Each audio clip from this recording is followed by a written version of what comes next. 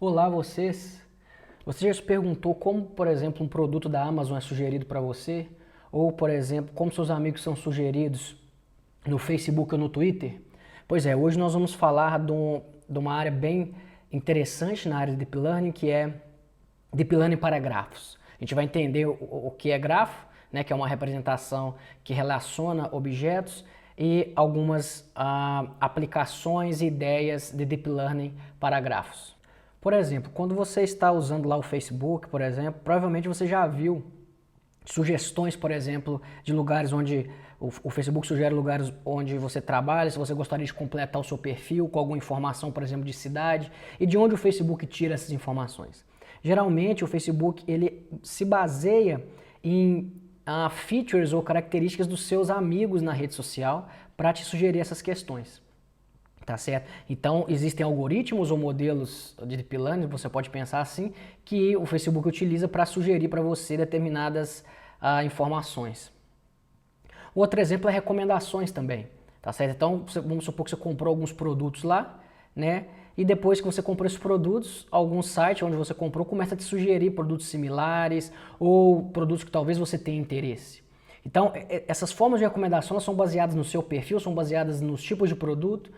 E como que isso é feito? Geralmente, né, uma das formas de se fazer isso é utilizando grafos. Por exemplo, você constrói um grafo, onde, por exemplo, um grafo bipartido, onde de um lado você tem os produtos, tá certo? Do outro lado você tem os clientes. E você tem conexões, por exemplo, de um cliente para um produto, se esse cliente comprou o produto.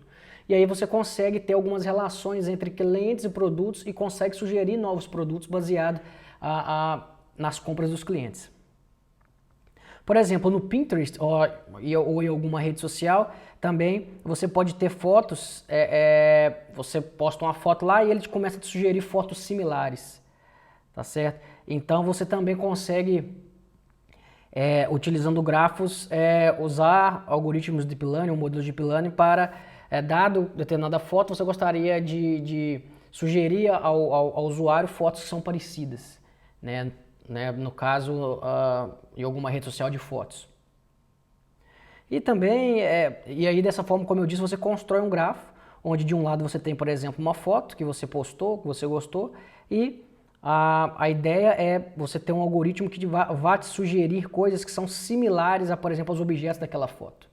De alguma forma, você deve construir esse grafo e você pode utilizar algoritmos de Deep Learning para aprender esses relacionamentos. Uma outra aplicação muito interessante de trabalhar com grafos e machine learning ou deep learning para grafos é, por exemplo, você gostaria de detectar polarização no Twitter. Vamos supor que isso aqui é um grafo do Twitter, onde cada pontinho desse aqui é um usuário. E existem conexões entre esses usuários, quem segue quem, correto?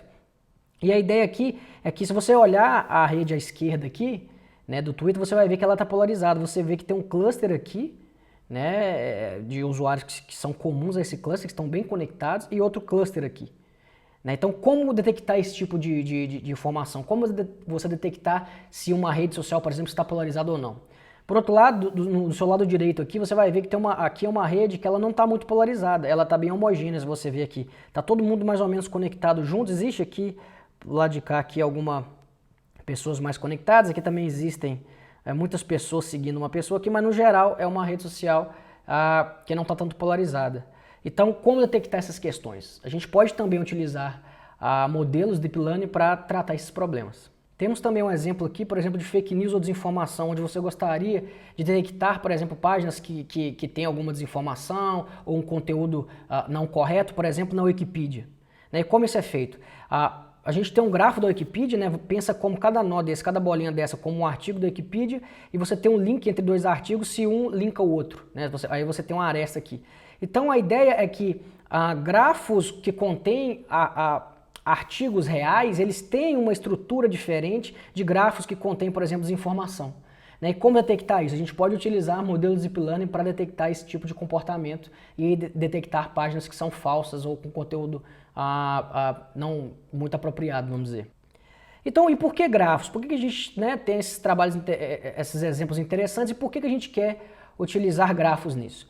Porque grafos é uma representação muito poderosa, é um modelo muito poderoso para representar informação e para representar conexões entre objetos, né? Então, é uma linguagem geral para descrever interações entre entidades. Por exemplo, aqui a gente tem um exemplo de um Knowledge Graph, onde nós temos entidades, né? Um Knowledge Graph, o grafo do conhecimento, e a gente tem as entidades que dizem, né, quais são as conexões entre as entidades. Por exemplo, a Mona Lisa foi pintada por Da Vinci, essas coisas. Então, o grafo ele te permite organizar esse conhecimento de uma forma bem precisa e fácil, vamos dizer assim.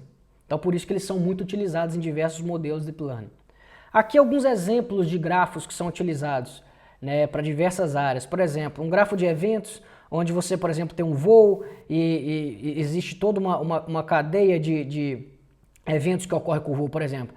Se o voo foi cancelado, qual a causa, o destino, qual o aeroporto. Então, você consegue agregar informação utilizando um grafo. Grafo do conhecimento, como eu dei exemplo, né, você tem entidades e relacionamento entre entidades.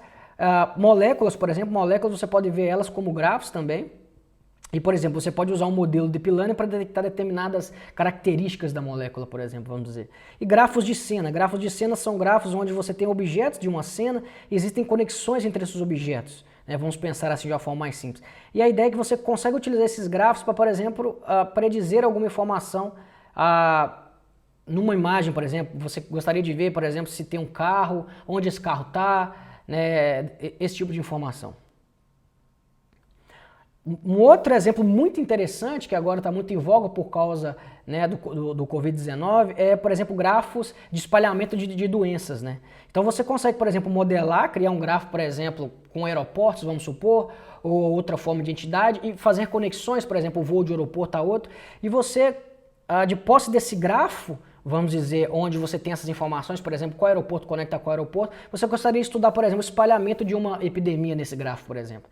Né, você consegue rodar modelos matemáticos em cima desse grafo para dizer, por exemplo, se uma epidemia começar em determinado aeroporto, como que ela vai se espalhar ao redor do globo. E você também pode utilizar modelos de Deep Learning para grafo para atacar esse problema. Inclusive, tem alguns trabalhos saindo na literatura agora, onde eles usam a Graph Neural Networks, que é uma arquitetura para utilizar grafos em Deep Learning, para tentar detectar, por exemplo, informações sobre espalhamento de epidemia, né, do Covid-19, por exemplo. Ok, eu mostrei para vocês que grafos são importantes, agora a gente gostaria de utilizar Deep Learning para resolver problemas utilizando esses grafos. Né? E o objetivo do Deep Learning para grafos é aprender representações para esses grafos.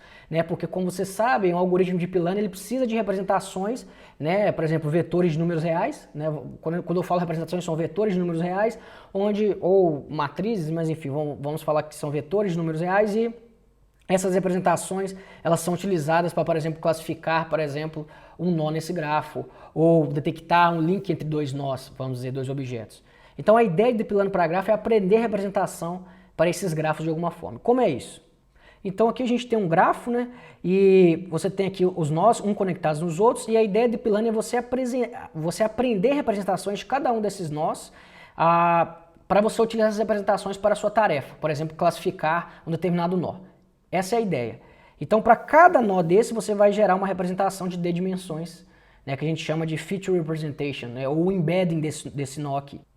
E a ideia é que a gente vai aprender representações distribuídas desses nós. O que significa isso? Representações distribuídas significa que você vai aprender representações desses nós em um espaço, tá certo? Onde essas informações elas devam conter alguma informação do grafo, tá certo? Isso é muito importante, porque as conexões entre os nós elas trazem informações muito importantes, né, para resolver o seu problema. Então, a ideia é que você tenha nós similares no espaço euclidiano, ou seja, nós que estão próximos do espaço euclidiano, eles devem ter algum tipo de similaridade no grafo. Então, se você perceber aqui, você vai ver que nós que estão com a mesma cor, eles pertencem à mesma comunidade ali no grafo, eles estão próximos. E você gostaria de capturar essa noção, ou seja, nós que estão próximos no grafo também devem estar próximos aqui no espaço euclidiano. Então, nesse exemplo aqui, por exemplo, nós com essa cor aqui, que é um azul mais claro, eles estão próximos aqui no espaço euclidiano. Isso é importante porque depois, se você quiser utilizar essas representações para classificar os seus nós, você consegue, por exemplo, criar aqui uma linha onde você separe, por exemplo, esses nós do resto do grafo. Né? E você pode usar um classificador linear nesse caso, por exemplo. Então, mais um exemplo aqui que eu gostaria de mostrar é que você vai ter, de alguma forma, um encoder, né, que vai codificar esse nó em uma representação, né, no espaço, né, de representações de embeddings. Né? E aqui, por exemplo, você tem o nó U e o nó V. Você codificou os dois no espaço de embeddings aqui, né, que são esses vetores de números reais. E a ideia que você quer é que nós similares no grafo, eles tenham vetores que são similares no espaço euclidiano aqui, né? Aqui a gente pode olhar como um produto interno entre esses vetores aqui. Então a gente quer essa noção de capturar coisas que são similares no grafo, elas sejam similares no espaço euclidiano. Mas como é isso? Como medir a similaridade? Tá certo? O que significa dois nós serem similares ou não no grafo? Né? A gente pode definir isso para o nosso problema, entendeu? A gente gostaria, por exemplo, se os nós são conectados ou não. Se os nós são conectados, eles devem ser mais similares. Por exemplo, são vizinhos, né? Os nós se conectam ali, estão próximos uns aos outros. A gente quer que isso seja uma forma de medir a similaridade, a gente pode usar isso. Por exemplo, nós têm papéis similares, pode ser que dois nós estejam longe um do outro, mas se eles têm papéis similares, talvez a gente quer capturar que eles sejam similares. Por exemplo, se você pensar numa rede, como uma rede de aeroportos, onde cada nó é um aeroporto e existe uma aresta entre dois nós se existe um voo entre esses aeroportos, tá certo? Você gostaria de saber, por exemplo, quais são os maiores nós, os nós que a gente chama de hubs, que são os nós que mais conectam a outros nós na rede. Esses hubs, eles provavelmente vão ser aeroportos muito grandes ou que tem muito tráfego, então a gente quer capturar esse tipo de informação. Por outro lado, nós que estão na periferia, ou seja, nas bordas da rede, eles, por exemplo, podem ser aeroportos menores, entendeu? Então a gente gostaria de capturar essas noções também de nós que têm papéis similares ou não. Por fim, existem duas formas de gerar representações para nós, utilizando Machine Learning e Deep Learning. A primeira a gente chama de Shallow Encoding, que são encoders curtos, encoders não muito profundos, vamos dizer assim, com não muitas camadas, ou você não tem tantos pesos na rede, que esses modelos são baseados em random walks. A gente vai ter outros vídeos falando sobre random walks, mas random walk basicamente a gente pode pensar como uma pessoa andando nesse grafo de um nó para o outro, tá certo? E você tem vários modelos, né, que propõem gerar representações de nós baseados em random walks. Por exemplo, Deep Walk, Node2Vec são alguns frameworks que você pode utilizar. Struct2Vec foi um trabalho que eu desenvolvi durante o meu mestrado também. Você pode usar esse framework para gerar representações de nós, por exemplo, baseado nos seus papéis. E você também tem os Deep Encodings, que são encodings com muito mais camadas e com muito mais pesos na rede. Vamos pensar como redes maiores, mais profundas. E esses encodings, geralmente existem vários tipos de modelos que você pode utilizar, mas o mais famoso são Graph Neural Networks, tá certo? Ou redes neurais para grafos. E essa é uma área que está muito quente agora em Deep Learning. Tem se utilizado para diversos problemas, para resolver diversos problemas utilizando grafos. E a gente vai ter vídeos explicando sobre Graph Neural Networks em breve. Então, existem esses dois paradigmas para aprender representações dos nós. Então, o que eu queria falar com vocês aqui é que, nesse vídeo, a importância de você gerar representações para os nós. Como essas representações são geradas? Depende da similaridade que você quer descrever entre os nós. Então, você tem que definir uma similaridade, uma função de similaridade, você vai utilizar ela para gerar a sua representação. Isso é muito importante para Deep Learning, tá certo? E a gente vai ver para frente métodos que fazem isso. Outros vídeos vão mostrar métodos que criam essa noção de similaridade, definem isso e você gera representações para uma determinada tarefa.